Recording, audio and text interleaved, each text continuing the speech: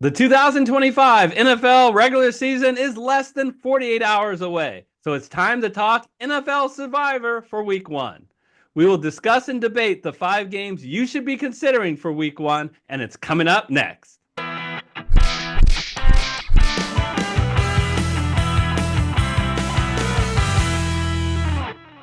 Hello, everyone. I'm Eric Lee. And I'm Michael Wiley, and we're the Fantasy Football Consultants. Welcome back, everyone. So good to see you all. Real quick, before we get into Survivor and the rules of Survivor, which is what we're here to talk about today, you pick one NFL team per week to win their game. And the key rules are you cannot pick the same team more than once during the season. So you have to be thinking about your future. Any single loss or tie for your chosen team eliminates you from the competition, and that is how it works. There are some pools that have some comeback, opportunities, but many of the pools don't. Last man standing wins the pool. And there's even some tiebreaker rules in some leagues as well. And so that's the gist of it. Eric, anything you want to add to that? Yeah, let's just talk strategy, right? We put a full video. I'll put the link up above that breaks down the 3 major strategies that you should be considering making your weekly NFL Survivor pick. One is obvious. You got to pick the team that you think is most likely to win, and that means that you should probably be considering one of the top, not necessarily the highest spread team, but a team that is among the ones that is the highest. The second thing is pick popularity, which is you need to be analyzing if a lot of people are picking that team and you think it's about equal that both teams are going to win, you should definitely go with the team with the lower pick popularity. It's simple game theory. And the third thing, Mike already mentioned it, which is future value. Because you have the rule that you can only pick that team once, a team that is equally likely to win between 2 teams, you rather save the team that has more future value. Now, as we'll get into, it's hard to know who has the highest future value before the season because you don't know how good the teams are. We're all making our best estimates. Michael, we bring a lot of knowledge and power in NFL Survivor, but hey, let's get another person to add to our panel. Let's bring on Aaron Dean. All right, it's my pleasure to introduce back to the show Aaron Dean. Welcome, Aaron. Hey guys. We just have Michael normally on this show, but we were really looking for an expert, Aaron, to bring in who knew a lot about Survivor, but he canceled, so we're bringing you on. That's awesome. I'll take it. I'll take it. I know a lot about surviving. I'm a Raider fan, so I've survived a long time. Well, let's figure out what are the games we're going to take a close look at. Let's take a look. There are 5, count them, 5 games we think you should be focused on. And they are Denver at home, 8-point favorites over Tennessee. Philadelphia, 7.5-point favorites at home over Dallas. Then we have Arizona, now 6.5-point favorites at New Orleans. Washington, a half a point less, 6-point favorites at home against the New York Giants. And finally, Cincinnati on the road, 5.5-point favorites against the Cleveland Browns. And that's the game, guys. I want to start on with a little discussion. Wow. Okay, I know everybody is screaming it. Not Cincinnati again in week 1. They burned so many NFL Survivor folks. They were by far the highest point spread in week 1 last year. 9.5-point favorites at home against New England and got upset. Guys, this is a real thing for Coach Zach Taylor of the Cincinnati Bengals. Last 7 years, 1-6 in game 1s of the NFL season. They have been playing their starters more in the preseason this year than they have in the past. They may be panicking. What do you guys think about this opening game? Do you, without revealing, we're not going to reveal our picks, but could you imagine a scenario? Give me some positives of why you might want to go with Cincinnati this week. Joe Burrow? I mean, he obviously threw out a couple clunkers early in the year last year, but again, he was coming off a major injury. lost a lot of downtime the year before that. I think that's part of the reason why they played a little bit in the preseason and to get that offense kind of clicking because Zach Taylor is no dummy. He knows that if they are going to win games, they are going to have to score points. So they have a crappy defense. I mean, there is no way like looking otherwise. It is just awful. And the way they treated Trey Hendrickson, their best defensive player and arguably one of their best top 3 players on their team, he had to basically beg for a contract extension. And they don't have enough pieces on the other side of the ball to keep it a no-brainer. Like I could see how Joe Flacco wins this game because we were trying to keep it positive. We were trying to keep it positive here. It's about as positive it gets. You asked the wrong guy. Yeah, and Michael, I just want to say to have their ingredients back because there's a lot of uncertainty in week 1, right? But the certainty is, Joe Burrow with Jamar Chase and T. Higgins are going to be on the same wavelength and should have a big game. Is there anything else I'm missing? What is there anything that's intriguing to you about a Cincinnati survivor pick here in week 1? Yeah, no, I mean, I think Aaron kind of touched on it. I mean, they had a sense of urgency. If you watched the quarterback series, it showed kind of what happened to them beginning of the season last year, and I gotta believe they will come out. The big actually problem for them in week 1 last year is the offense didn't show up, and I think that's not going to happen this year. Jamar Chase is going to have a good game. I think Chase Brown, they found a nice situation with him there at the running back position. I agree with Aaron. I mean, they did get Hendrickson back. There are a few folks saying their defense is going to be stronger, but I don't believe it. They are the better team, not just on paper, in reality. And I think that the preseason preparation is much better. The sense of urgency is going to be stronger. Joe Flacco is capable, which is nice. But other than Njoku, I mean, who do they have in terms of offensive weapons? And so, I don't think Cleveland is able to put a lot of points on the board, even against a bad Cincy defense. That being said, I'm staying away from this game. Sorry, Eric. Same here. Yeah, well, first of all, Jerry Jeudy called, and he's very upset that you just disrespected him like that. I got a news flash for you guys. Here's the news flash. Cincinnati would be my survivor pick if Cleveland had opted for one of their rookie quarterbacks. Sure. But they did not. Right. Joe Flacco, I know he's 40, collecting Social Security for NFL quarterback, but he scares me. He still seems to be a competent quarterback. Just last year, he averaged 266 passing yards per game. One more stat for you, Eric. This is 2 of Cincinnati's wins last year. They did have the Browns number last year, so yep. Got that. But guess what? The game is in Cleveland. Week 1. Yeah, don't do it again. Yeah, and 7 and 18 points, so not nail biters. So you don't want to sweat. You don't want to sweat in that first game. All right, well, let's see. Will you be sweating if you go with Washington at home, 6-point favorites versus the New York Giants? Aaron, what do you think? I think it's a little bit of a sweat, and I think it's a little bit of a sweat in the same reason as the Cleveland Browns and Cincinnati Bengals. It's a division game. These teams are very, very familiar with each other. There's not a lot of nuances and different wrinkles that get set in. Even though it's a new year, they still know what they like to do as a base concept. And so there's a lot of familiarity with that. And, the Giants, they have a pretty decent pass rush and they got a pretty decent defense. I feel like, I don't know. If you listen to all the pundits out there, they'll tell you that Jaden Daniels is going to come back down to earth a little bit, and now everyone's got, a year's worth of film on him, and they're going to know what to do to kind of game plan and, kind of keep him in the pocket, not let him get out, hurt you with his legs, and throw. He throws really well on the run. He's a great passer on the run, very accurate.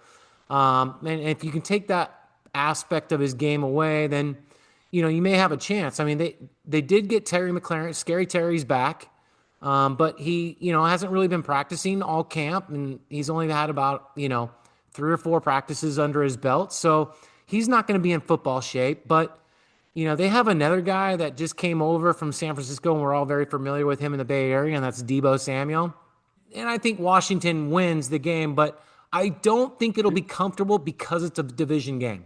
Yeah, so I want to comment a little bit about, there's no question, folks. Washington had a great offseason. And it's really because they have their star rookie, Jaden Daniels, on a rookie contract. So they could spend money to get Debo Samuels, re-sign Terry McLaurin for big money, and bring over, I think, maybe the most important thing, offensive tackle Laramie Tunzel, stealing him from Houston. Michael, we talked about this divisional thing and how much that should be considered in NFL Survivor. And does it matter more in the first game, especially the first game of the season, versus the second time that they see them? What are your thoughts? No, I think it's becoming less and less important.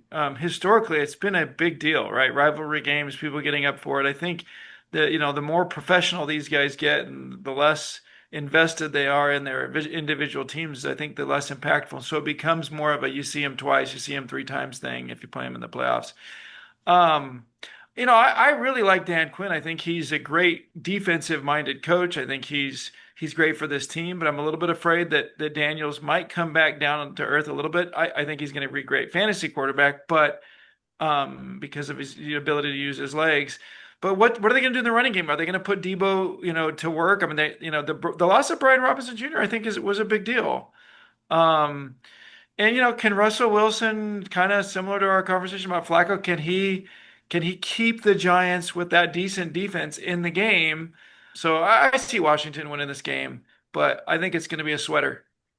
Yeah, so because it's a division game, they played last year twice, and Washington beat them both times, but they were close. Yeah. 3 points and 5 points.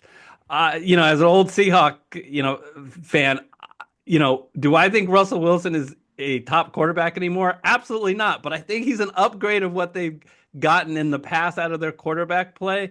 Malik Neighbors is a true talent. That guy is the real deal. Mhm. This can be a little scary. I will tell you, I like the Washington pick a little bit more than Cincinnati, but I'm not going to reveal that whether they're my pick. So let's move on.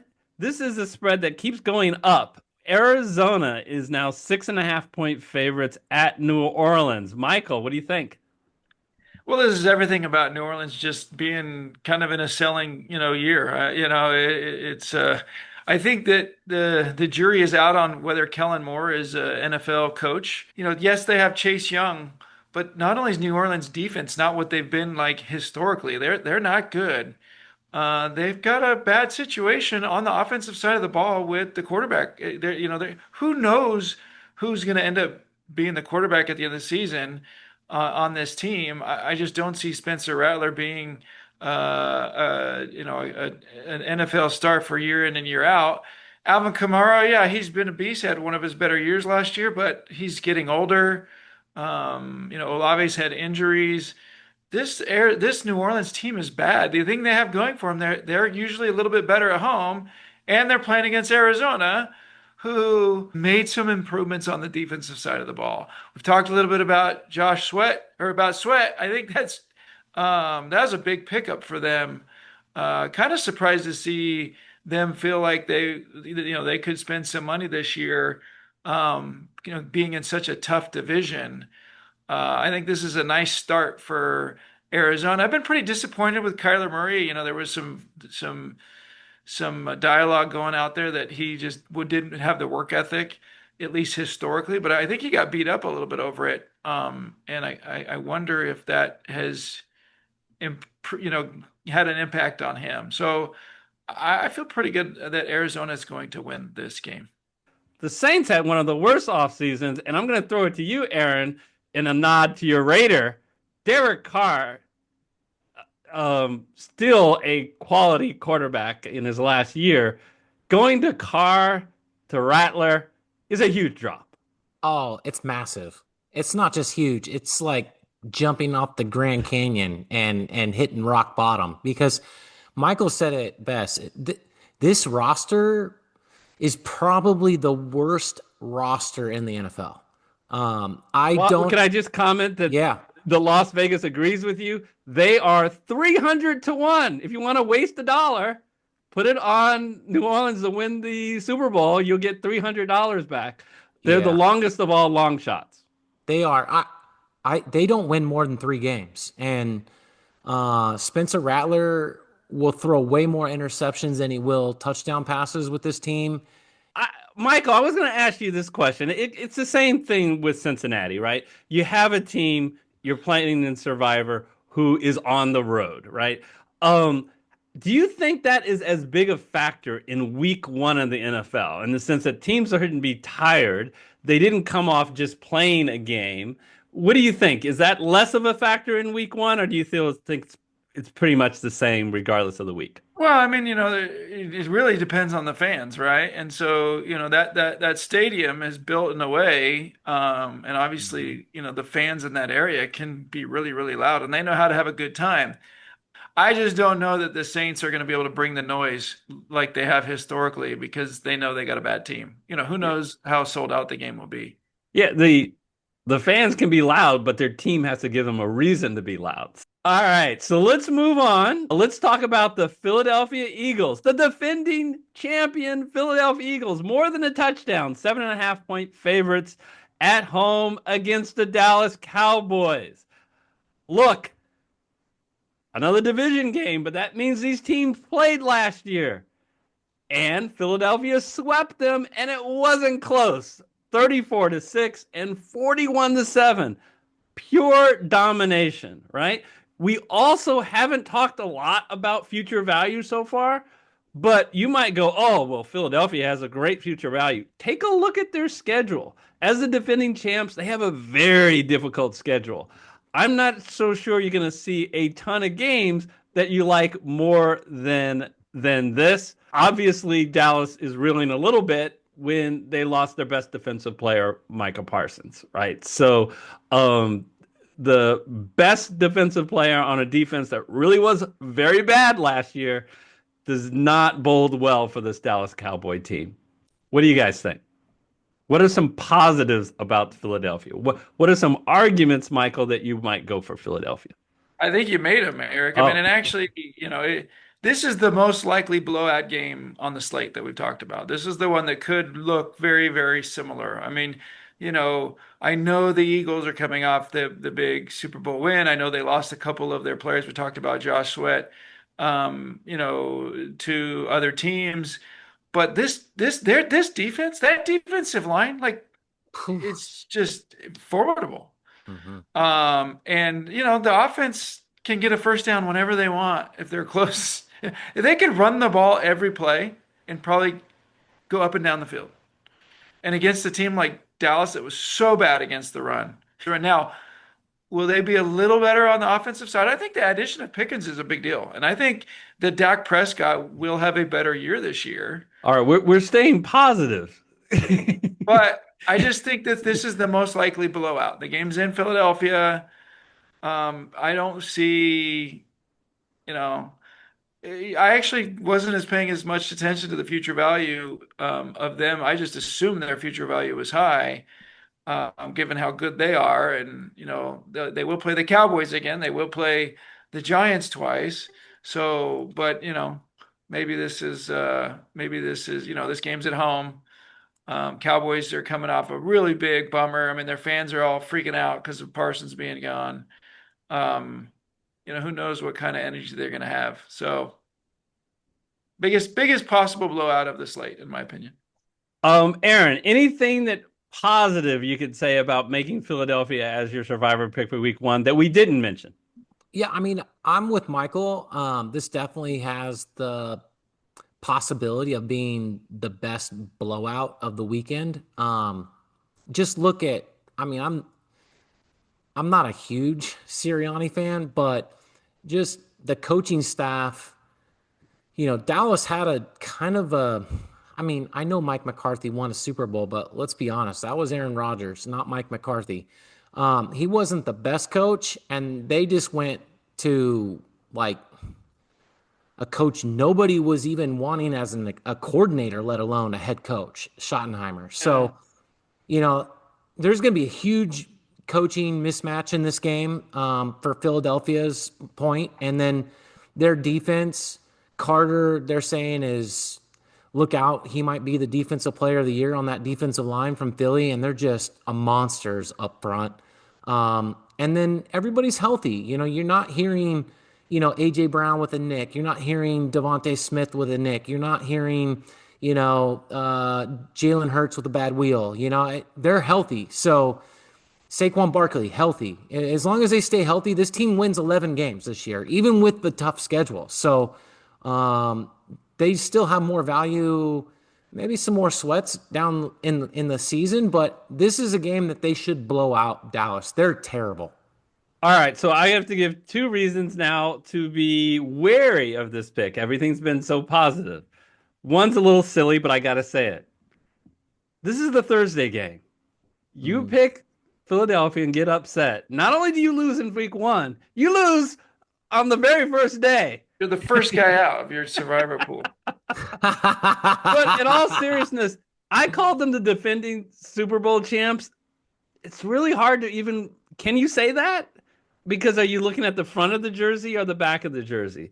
Because they had a tough offseason, right? They lost coaches, they've lost players, especially on that defense. They lost 4 players totaling $65 million, and they didn't replace them with any other big names. So just a little caution for people who haven't been watching on the offseason.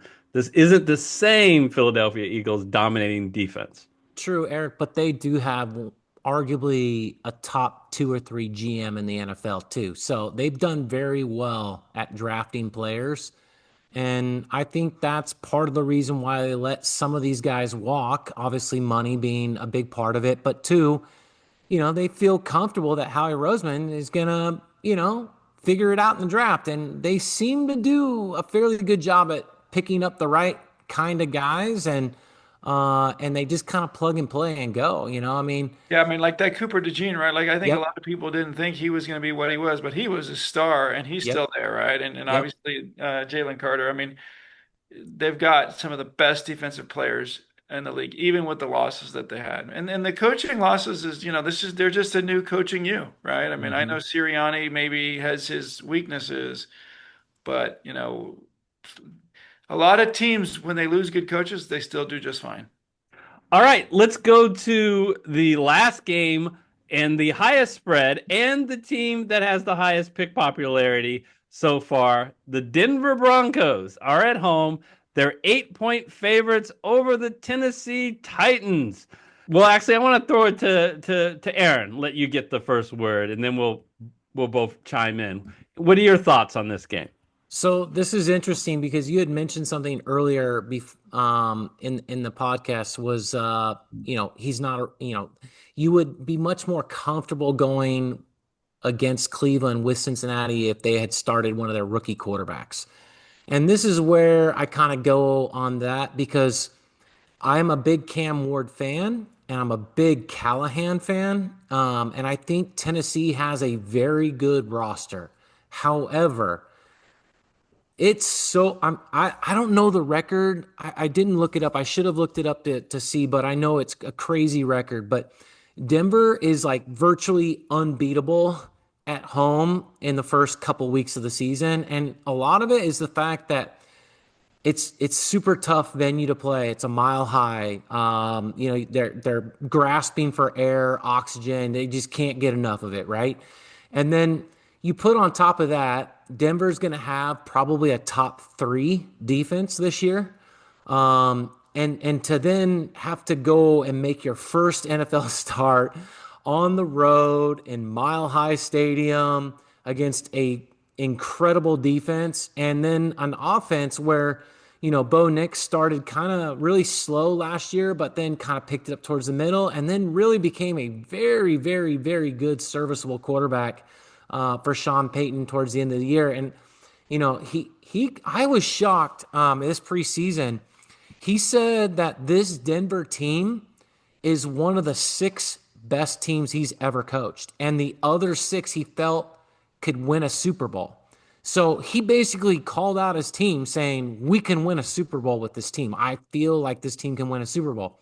Will that happen? Probably not, but they are going to have enough on the offensive side with RJ Harvey, and Knicks and their wide receiver Cortland Sutton, and the coaching miss. I feel like this first game to me is a no-brainer, and Denver wins this game by 2 touchdowns. Okay, so there's a lot that you said there. So I want to take one of the first things you said and bring Michael in on this, which is Tennessee is starting a rookie quarterback. The first overall pick, although most people don't see him as strong as, like a Joe Burrow when he came out, or a Trevor Lawrence, even though he hasn't been as good as everyone thought he would be as he came out as an overall number one. But Michael, it just seems to me that the speed of the NFL game takes some getting used to for an NFL quarterback. We saw it even with Bo Nix. He struggled in his first couple of games last year. It just feels like almost, regardless of how good they are, it seems like we know what's happened to Bryce Young. What do you think about that? That gives me a lot of comfort with Denver knowing, yeah, there's some unknowns of how good Cam Ward is going to be, but the likelihood is he's not going to be as good in week 1 as he will be later in the season. Yeah, absolutely. I think you're right. The one thing that can give a quarterback a chance to hang in there early on in the NFL is the ability to do things with their legs, or a team that is very heavy leaning on the run. And that's what's going to happen with Tennessee. I mean, they did spend some money on the offensive line, and that's where they're going to be strong. I think that not having Tajay Spears this, early in the season is actually going to be a big deal for them. I mean, Pollard, that's their lead, right? He's a great running back, but you kind of, if you're going to be such a run heavy team to give, Cam Ward a little bit of a breather, I think you kind of want to have that 1-2 punch, and they don't really have that right now.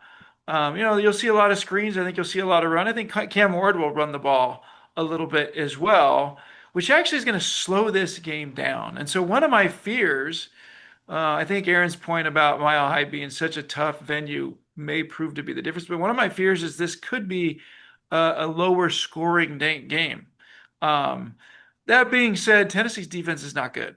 And so Denver should be able to score as long as they don't turn the ball over. And they use their running game well and Bo Nix's legs well, which I think they will do.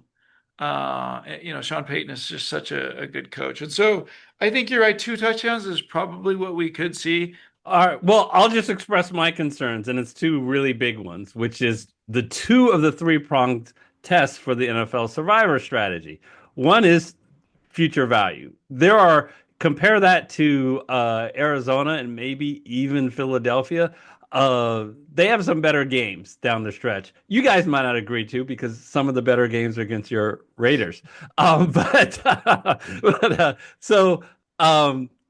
a factor. But by far the biggest one, because I don't really worry too much about future value in week 1, because we don't really know how good these teams are going to be. Last year, we would say, well, line up when you play Washington. Washington's going to be one of the worst teams in football, and they were one of the better teams in all of football. So I'd like to see a week, and then I can assess future value a lot better. But there's no question, pick popularity. Most people are going to pick this.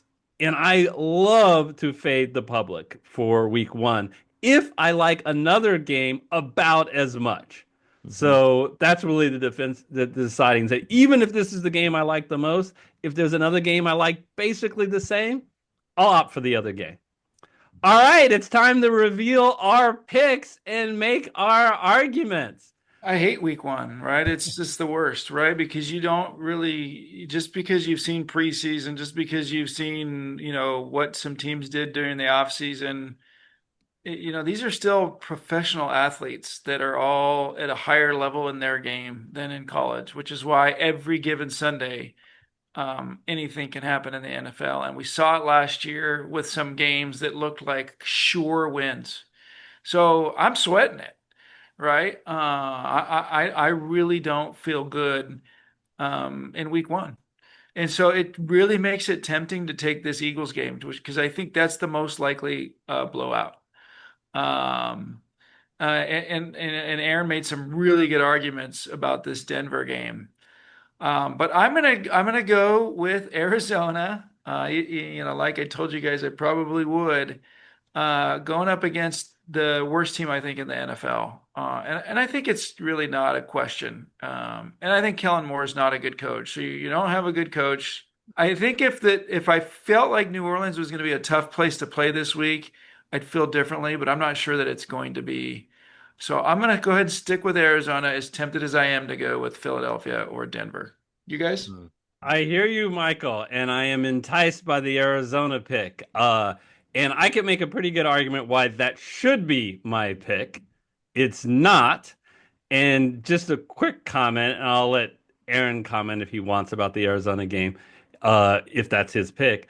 The reason why I'm not picking Arizona is that if we look at all these different games last year, Arizona is probably the closest to New Orleans, and they're on the road between the team.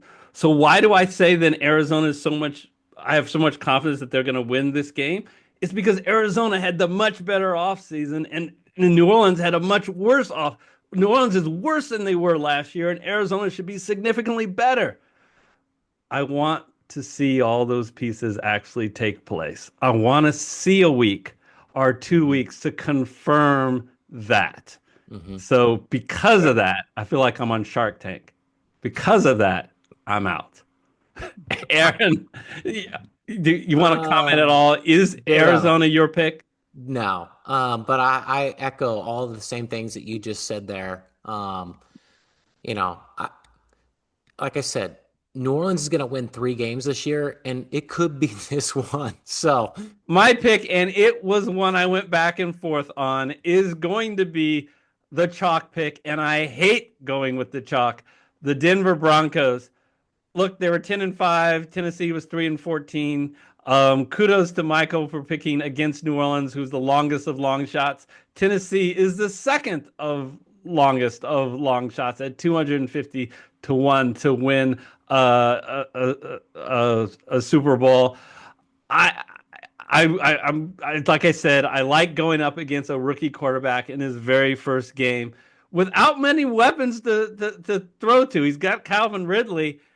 He really doesn't have a number 2 wide receiver. It's my old guy on Seattle, Tyler Lockett, because Traylon Burks is on the IR. They got rid of what was the guy that only catches touchdown passes?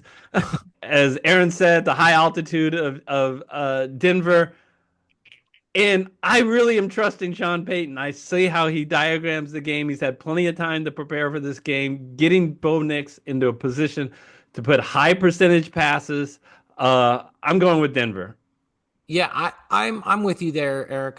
I'm going Denver as well. And again, I'm a big fan of Callahan, and I think he's the right coach for Tennessee. I just think that they have some issues on their roster right now that aren't going to get fixed in 1 year. And you're going to go on the road and play at one of the more difficult venues to play. It's going to be hot in Denver as well, and it's going to be some serious altitude issues. Denver's going to get their sacks, and they might get a couple turnovers, and they're just going to really fluster Cam Ward making his first NFL start. So, the game is going to be warp speed, and things are going to be moving way faster than he ever thought he could imagine it being. After 2 games last year, Sean Payton and Bo Nix went 10-5. These are the teams they lost to: Baltimore, Kansas City, Cincinnati, and the LA Chargers twice. All those teams are substantially better than Tennessee. Yeah. But Michael, what are any? Yeah, no, you guys got me tempted. I'm tempted to move over with you, but then if we're all in the same game and we all lose, we're gonna look like losers. So I got to go with the game. Thank you. We want to. Let's hedge our bets, so we don't want people thinking that we. Spread it out. Yeah. In fact, I think you guys could be potentially sweating this game at halftime, and then all of a sudden Denver gets a turnover and it's a 14-point game and you're all loving it. Mhm. So Michael, yeah. all of my survivor picks seem to be a sweat, especially in week one. Yeah. So I almost feel like, regardless of what I said earlier, if you pick Denver, know that I picked them, which means it's gonna be stressful for you. Yeah, exactly. Any final comments about week one and NFL Survivor? I love Survivor. It seems so easy, but it is so challenging. Um, you need to play to win, not just to survive for a week. But it's my personal opinion that week one has so much uncertainty. The emphasis on is pick the team that you think may not be Denver for you, that you think has the best chances to win. I've seen some people picking Jacksonville, a 3.5 point favorite over Carolina at home. Oh man. Foolish, foolish, in my opinion. Yeah. No thanks.